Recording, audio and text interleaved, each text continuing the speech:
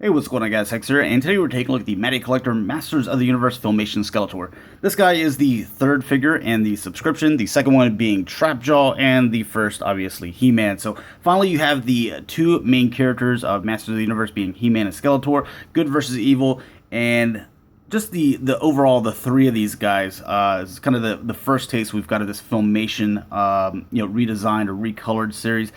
I really like the way it's shaping up. These three guys, nothing really negative to say about them. I love all three of them, and I'm glad I went down this route instead of trying to backtrack and get the regular classics, even though those look pretty good. Because I was really a big fan of the cartoon, and these guys look like they just jumped right out of the TV. So really happy with him so far. Now on Skeletor, I've got one issue with him, so I'll go ahead and bring that out. Now, one of the things is it's probably just my figure, but it's worth bringing up just in case you may have the same problem, and we can find out if several people are having the same issue. Then maybe Mattel needs to correct that, which I doubt they will. But anyways, let's take a look at the weapons here. We're going to start off with the staff. We can get that focused. Oh. All right, so you can see that they painted it this nice silver. Well, it's kind of a bluish silver. It's not necessarily blue like him, but you bring it to the sword, which is actually silver, so maybe a gray or something. But you can see that it's painted very nicely. You can see the black on the inside of the eyes and also on the inside of the mouth. So I think that looks really good. You don't see any bleeding, so you don't see the black getting into the silver, and here in the eyes they did a nice job of just staying in that socket and it not bleeding off into the rest of the helmet or head or whatever you want to call it, skull. Then this section right here, this is just a molded piece right in this purple. You see a little bit of a sprue mark right there, but that's really nothing. I can sand that down. It doesn't look too bad, or I'll just leave it alone because it's not really that big of a deal. The sword, you can see that you have two nice metallic paints. You have the gold, which is a nice metallic right there, if I can get it in the light so you can kind of see it. Also, the silver is a nice metallic paint as well, and it did a really nice job to where you don't see the gold bleeding into the silver or vice versa. So all the lines are very clean. So as far as the weapons go, very good job. Really impressed with their paint work. Now going into the figure, the entire figure is just molded in this kind of light blue, except for, right here, this piece is black just because it's the same colors as Underoos.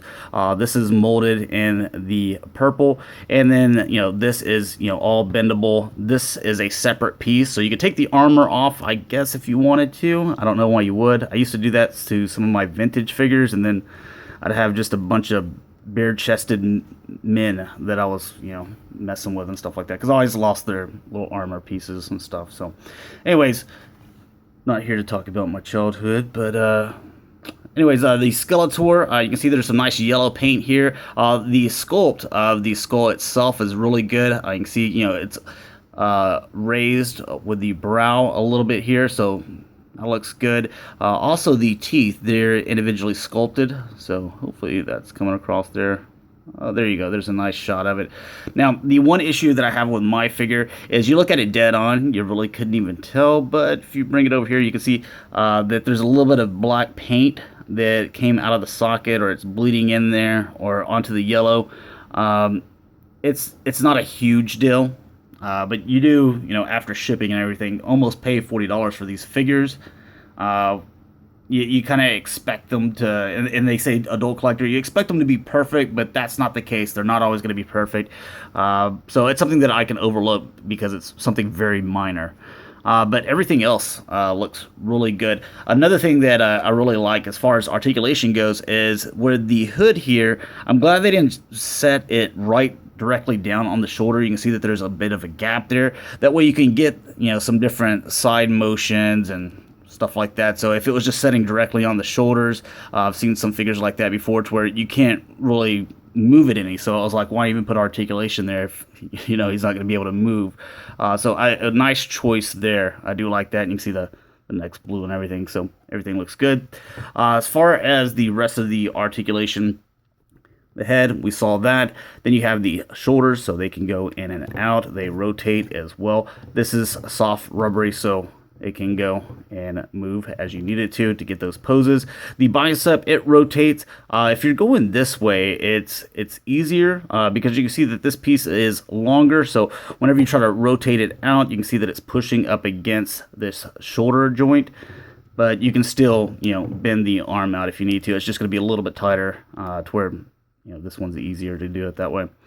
Elbows bend almost 90 degrees, and the wrists, they rotate, and both of them go left to right. Now, if you remember He-Man, whenever we took a look at him, his right hand, it goes front and back, but I think that's so that he can do the whole, by the power of Grayskull pose, which Skeletor's not really doing that. So I guess they're just going to do him left to right, and maybe that's how we'll start to see the rest of the figures, to where they just go left to right, and so does this one. Obviously, we couldn't find that out on the right arm with Trapjaw because he doesn't have an arm, or he doesn't have a hand. But the rest of the articulation, the chest, you can go back a little bit, and you can crunch that all the way forward. If you wanted to look down on somebody, you do have the rotation in the waist. The legs, they go out all the way, or kind of as far as you need them to. This little pant line, like I said before, it's just that rubbery plastic, so it will bend with the figure as you need it to. Then you have the thigh cut, which these rotate just about all the way if you need them to.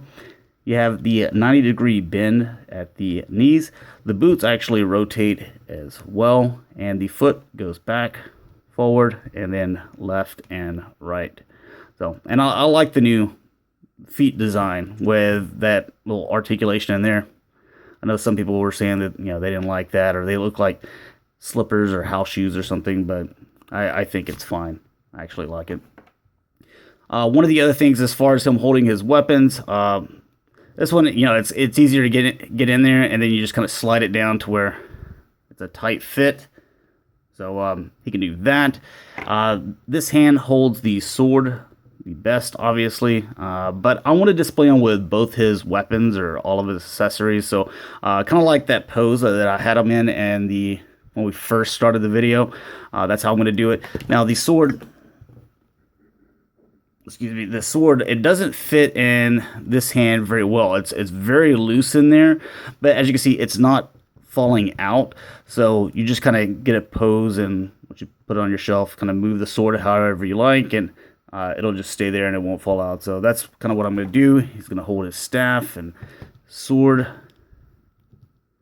and we'll kind of get a little semi-decent pose for you guys and give you a 360. But overall, really cool figure. I like him a lot. I just like this line. I'm glad I got on board with it.